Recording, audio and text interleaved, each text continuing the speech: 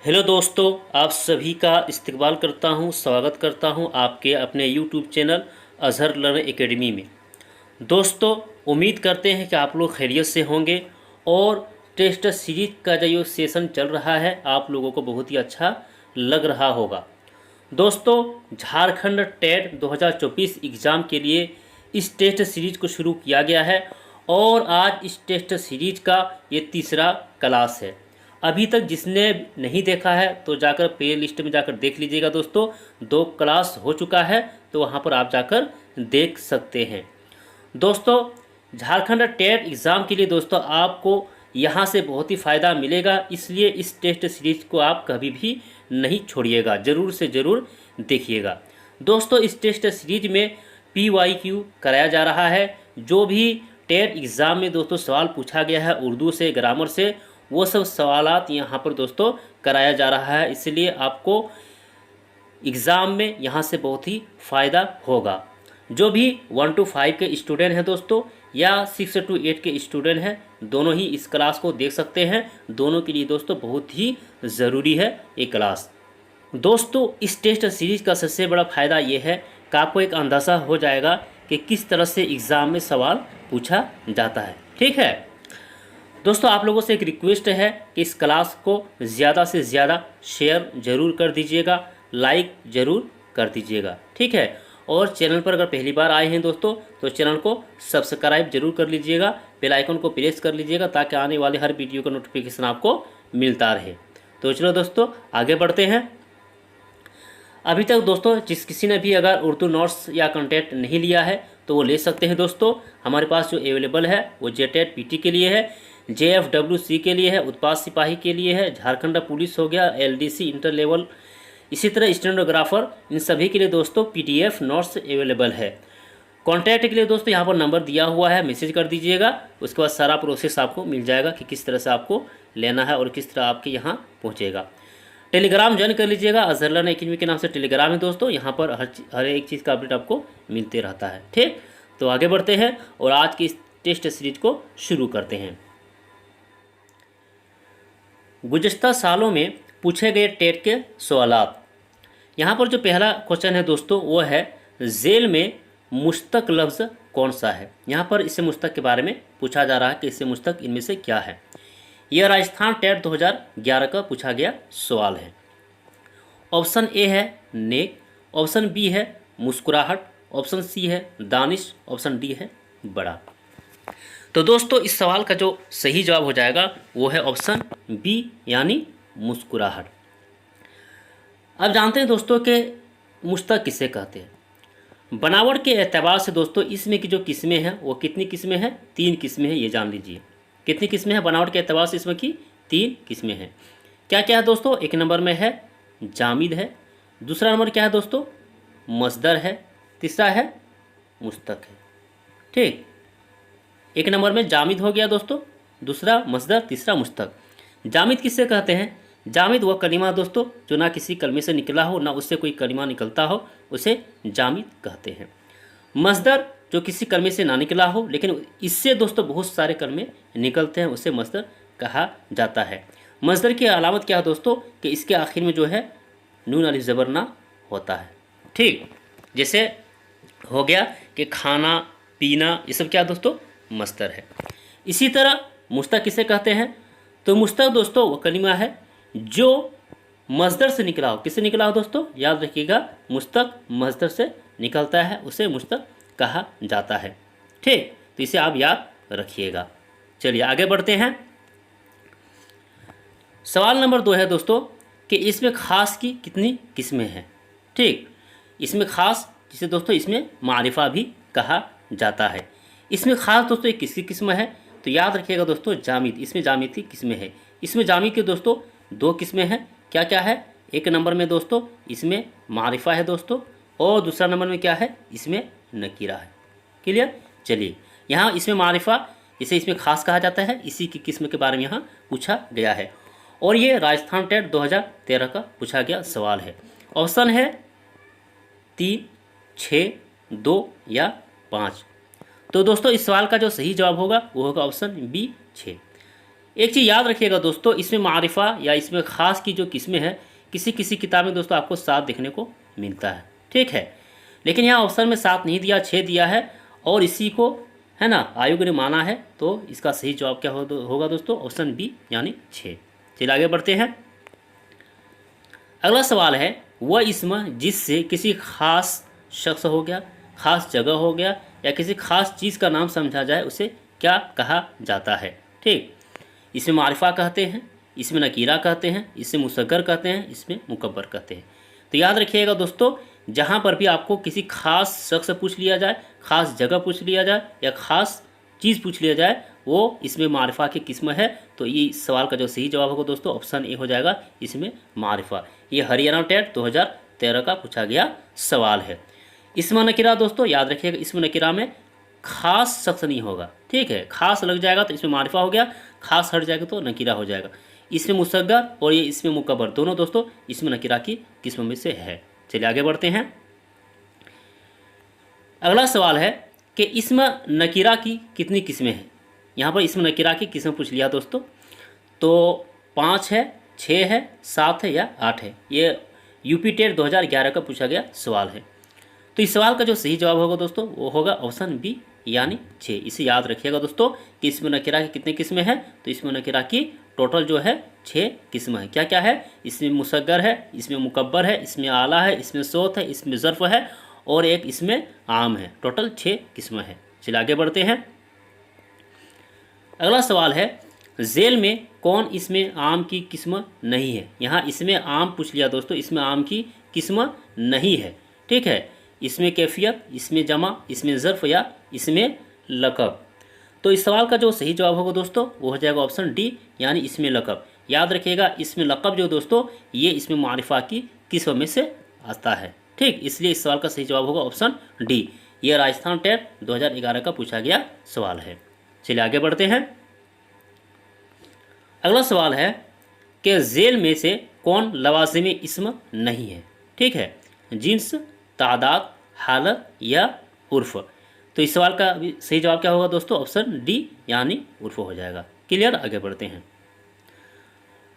अगला सवाल है कि जिस लफ्ज़ से जगह और वक्त का तायन होता हो उसे क्या कहते हैं। क्या क्या पूछा गया है, एक जगह के बारे में पूछा गया है, एक वक्त के बारे में पूछा गया है, ठीक है।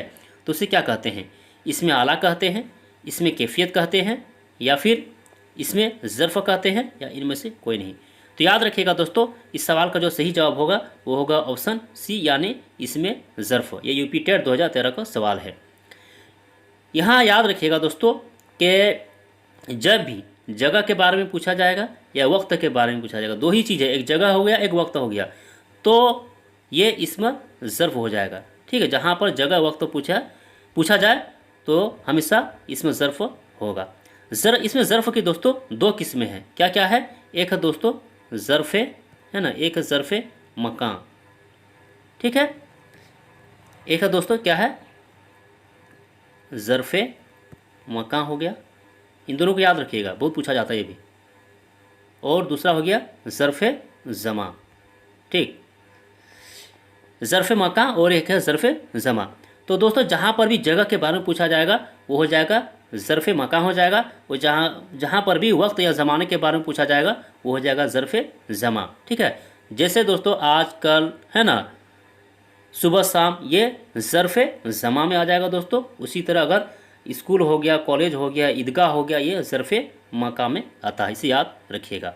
चलिए आगे बढ़ते हैं दोस्तों। आप लोगों को अगर क्लास है ना अच्छा लग रहा हो तो दोस्तों लाइक ज़रूर कर दीजिएगा दोस्तों। लाइक बहुत कम करते हैं दोस्तों, है ना, तो आप लोगों से उम्मीद रखते हैं कि लाइक ज़रूर कीजिएगा और दोस्तों शेयर ज़रूर कर दीजिएगा। आप लोगों से रिक्वेस्ट है कि इस क्लास को शेयर ज़रूर कीजिएगा ताकि ज़्यादा से ज़्यादा है ना लोगों तक पहुँच पाए। चलिए अगला सवाल है कि इसमें ख़ास की कितनी किस्में हैं, ठीक है दोस्तों। यहाँ पर भी इसमें ख़ास के बारे में पूछ लिया गया है और ये यूपी टेट 2011 का सवाल है। तो ऑप्शन ए में 3 दिया है, बी 4 है, सी 6 है और डी 7 है। तो दोस्तों यहाँ पर भी यूपी टेट में दोस्तों इस सवाल का जो सही जवाब मैंने माना है वो क्या है, ऑप्शन सी यानी 6 को माना है, इसे याद रखिएगा। चलिए आगे बढ़ते हैं। अगला सवाल है कि वह नाम जो असली नाम के अलावा मशहूर हो उसे क्या कहते हैं? असली नाम के अलावा, ठीक है। यूपीटेट 2011 का सवाल है। ऑप्शन ए है लक़ब, ऑप्शन बी है खिताब, ऑप्शन सी है उर्फ़ और ऑप्शन डी जो है दोस्तों वो है कैफियत। तो दोस्तों इस सवाल का जो सही जवाब होगा वो हो जाएगा ऑप्शन सी यानी उर्फ़। जहाँ पर भी असली नाम के अलावा किसी और नाम से मशहूर हो गया है तो उसे क्या कहते हैं? उर्फ़ कहते हैं। दोस्तों याद रखिएगा, इसमें मारिफा की जो किस्म है उसमें एक है क्या दोस्तों?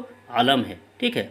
क्या है? आलम है। और दोस्तों आलम की दोस्तों 6 किस्म है, ठीक है। उसी में से एक है खिताब है, लक़ब है, उर्फ़ है, ठीक है। तो खिताब किसे कहते हैं दोस्तों? ये जान लीजिए। खिताब कहते हैं दोस्तों जो सरकारी है ना, सरकार की तरफ से हौसला अफजाई के लिए जो नाम दिया गया हो उसे खिताब कहा जाता है। जैसे दोस्तों है ना, सर हो गया, पद्म भूषण हो गया, पद्मश्री हो गया, शमसुल उलमा हो गया, ये सब क्या दोस्तों? खिताब है। लक़ब किसके कहते हैं दोस्तों? किसी कैफियत की बिना पर, है ना, किसी कैफियत की बिना पर वो नाम पड़ गया हो तो उसे लक़ब कहा जाता है। जैसे दोस्तों कलीमुल्ला, ठीक है। हज़रत मूसा अलैहिस्सलाम को क्या कहा जाता है? कलीमुल्ला। तो कलीमुल्ला क्या है दोस्तों? ये लक़ब हो गया, ठीक। चलिए आगे बढ़ते हैं। अगला सवाल है दोस्तों कि वह नाम जो शायर अपने आखिरी शेर में रखता है क्या कहलाता है? ठीक है। लक़ब, तखल्लुस, खिताब या उर्फ़। ये यूपीटेट 2011 का सवाल है। तो दोस्तों याद रखिएगा, जो भी शायर आखिरी शेर में है ना एक छोटा सा नाम को जाहिर करता है उसे क्या कहते हैं? तखल्लुस कहा जाता है। तो इस सवाल का सही जवाब होगा ऑप्शन बी यानी तखल्लुस। ये भी दोस्तों आलम की किस्म में है। लक़ब मैंने बता दिया, खिताब मैंने बता दिया, ठीक है। तखल्लुस आप देख सकते हैं, शायर जो है इस्तेमाल करता शेर में उसे तखल्लुस कहा जाता है। और उर्फ़ दोस्तों असल नाम की जगह दूसरा नाम है ना मशहूर हो गया हो उसे उर्फ़ कहा जाता है। चलिए आगे बढ़ते हैं। अगला सवाल है, इसमें मारिफा किसे कहते हैं? ठीक है। इसमें जामिद की 2 किस्में हैं। एक क्या है दोस्तों? इसमें मारिफा है और दूसरा क्या है दोस्तों? इसमें नकीरा है। ये सब याद करते जाइएगा। चलिए, इसमें मारिफा किसे कहते हैं? गैर खास को, ख़ास चीज़ को, खालिस को, गैर खालिस को। तो इस सवाल का सही जवाब होगा दोस्तों ऑप्शन बी यानी ख़ास चीज़ को इसमें मारिफा कहा जाता है। यूपीटेट 2011 का सवाल है। आगे बढ़ते हैं। अगला सवाल है, जिन्स के लिहाज से इसम की कितनी किस्में हैं? 8 है, 9 है, 2 है या 4 है? ये सवाल यूपीटेट 2011 का है। तो इस सवाल का जो सही जवाब होगा दोस्तों वो होगा ऑप्शन सी यानी 2। जिन्स के लिहाज से इसमें की कितनी किस्में हैं? 2 किस्में हैं। 2 क्या क्या है दोस्तों? याद रखिएगा, 1 नंबर में है मुज़क्कर हो गया और 2 नंबर में क्या हो जाएगा दोस्तों? मुअन्नस हो जाएगा। क्लियर? चलिए आगे बढ़ते हैं। अगला सवाल है कि इनमें कौन इसमें जामिद नहीं है? दोस्तों नहीं वाला बहुत ही ध्यानपूर्वक आप लोग देखिएगा, इसमें जामिद नहीं है, ठीक है। ऑप्शन में है औरत, फल, मर्द और ख़रीदना, ठीक। तो दोस्तों इस सवाल का जो सही जवाब होगा वो होगा ऑप्शन डी यानी ख़रीदना जो है ये इसमें जामिद नहीं है। और ये एमपीटेट 2012 का सवाल है। इसमें जामिद किसे कहते हैं दोस्तों? इसमें जामिद जो है, इसमें जामिद किसे कहते हैं? जो ना किसी कलमे से निकला हो ना उससे कोई कलिमा निकलता हो। जैसे औरत है दोस्तों, ठीक है, औरत है ना ये कोई कलिमा से निकला है ना इससे कोई कलिमा निकलेगा। इसी तरह फल हो गया और मर्द, ये इसमें जामिद है। लेकिन ख़रीदना दोस्तों एक मस्दर है और आप लोगों को बताया गया कि मस्दर की अलामत क्या है कि उसके आखिर में क्या होता है? ना होता है, नून अलिफ ज़बर ना, याद रखिएगा, ठीक है। इसे चलिए आगे बढ़ते हैं। अगला सवाल है कि फुलवारी क्या है? इसमें आला है, इसमें ज़र्फ़ है, इसमें सिफ़त है, इनमें से कोई नहीं।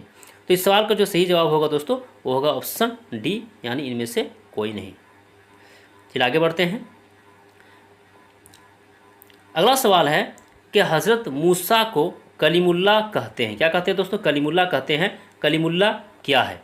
ठीक है दोस्तों, थोड़ी देर पहले मैंने आप लोगों को ये बता दिया और ये एमपीटेट 2012 का सवाल है। ऑप्शन ए में दिया हुआ तखल्लुस, इसमें ज़ात, लक़ब या फिर खिताब। तो इस सवाल का जो सही जवाब होगा दोस्तों वो होगा ऑप्शन सी यानी लक़ब, ठीक है। किसी खूबी की वजह से जो नाम पड़ गया हो उसे क्या कहते हैं? लक़ब कहते हैं। जो सरकार की तरफ से जो नाम दिया गया हो दोस्तों हौसला अफजाई के लिए उसे खिताब कहा जाता है, ठीक है। तखल्लुस आप लोग जानते हैं शायर है ना, एक छोटा सा नाम शेर में जाहिर करता है, उसे तखल्लुस कहा जाता है। चलिए आगे बढ़ते हैं। अगला सवाल है, इनमें से कौन इसमें मुश्तक है? क्या पूछा गया है इसमें मुश्तक के बारे में? पालन हार है, फूल है, फल है, अमरूद है। ये सवाल एमपीटेट 2012 का है। तो इस सवाल का जो सही जवाब होगा दोस्तों वो हो जाएगा ऑप्शन ए यानी पालनहार, ये इसमें मुश्तक है। चलिए आगे बढ़ते हैं। अगला सवाल है कि झाड़ू क्या है? इसमें ज़र्फ़ है, इसमें फ़ाइल है, इसमें मफ़ूल है या इसमें आला है? तो याद रखिएगा दोस्तों, ये इस सवाल का जो सही जवाब होगा वो होगा ऑप्शन डी यानी इसमें आला। इसमें आला किसे कहते हैं दोस्तों? याद रखिएगा, ये इसमें आला इसमें नकीरा के किस्म में से है। इसमें आला में हमेशा दोस्तों औजार, ठीक है, औजार, हाँ, आला या हथियार का नाम आता है। जैसे चाकू हो गया, कैंची हो गया, झाड़ू हो गया, ये सब के सब क्या है दोस्तों इसमें आला के किस्मों में से है, तो इसे याद रखिएगा। आगे बढ़ते हैं। चलिए 18 नंबर सवाल है कि शमसुल उलमा क्या है? खिताब है, लक़ब है, तखल्लुस है, इनमें से कोई नहीं। एमपीटेट 2012 का सवाल है। तो दोस्तों अभी अभी मैंने बताया कि सरकार की तरफ से जो नाम दिया जाता है उसे क्या कहते हैं? खिताब कहा जाता है। जैसे शमसुल उलमा ये सरकार की तरफ से दिया गया है, तो इस सवाल का सही जवाब क्या हो जाएगा? ऑप्शन ए हो जाएगा। ठीक है, जैसे अल्लामा इकबाल को दोस्तों सरकार की तरफ से क्या खिताब दिया गया है? तो सर का खिताब दिया गया है। ठीक है, चलिए अगला सवाल है, वह इस्म जो किसी चीज़ या शख्स का पता दे कौन सा इस्म कहलाता है? क्या दोस्तों क्या कहा है? जो किसी चीज़ का हो, शख्स का हो, है ना, पता दे उसे क्या कहते हैं? इसमें ज़र्फ़ कहते हैं, इसमें आला कहते हैं, इसमें कैफियत कहते हैं या इसमें ज़ात कहते हैं? ये आंध्र प्रदेश का जो टेट हुआ था 2012 का, वहाँ का सवाल है। तो इस सवाल का जो सही जवाब होगा दोस्तों वो हो जाएगा ऑप्शन डी यानी इसमें ज़ात हो जाएगा। इसमें ज़ात किसे कहते हैं दोस्तों? याद रखिएगा, इसमें ज़ात जो किसी शख्स का या किसी चीज़ का नाम होता है उसे इसमें ज़ात कहा जाता है।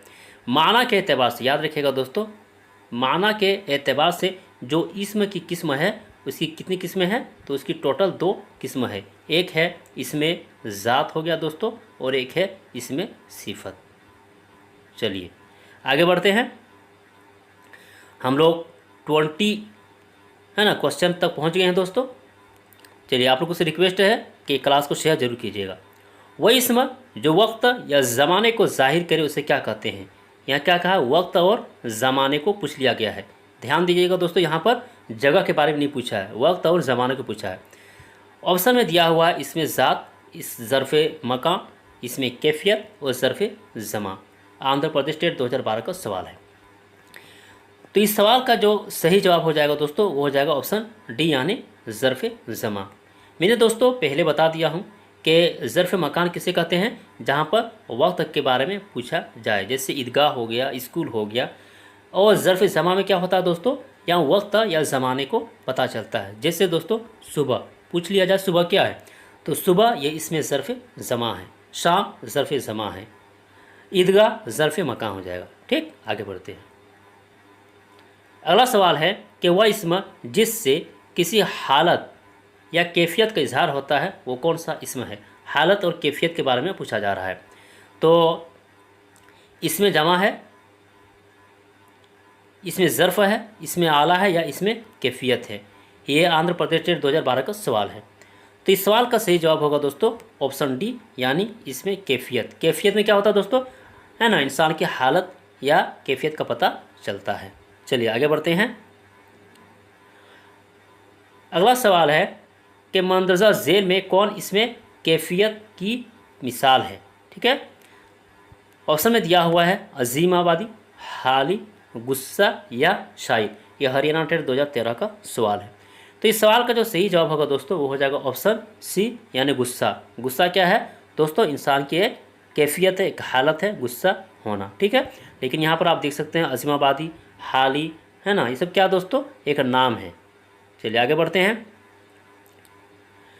अगला सवाल है कि शाद अजीमाबादी में शाद इसमें मारिफा की कौन सी किस्म है? ठीक है, खिताब है, लक़ब है, तखल्लुस है या कुन्नियत है? ये दोस्तों बिहार टेट 2011 का सवाल है।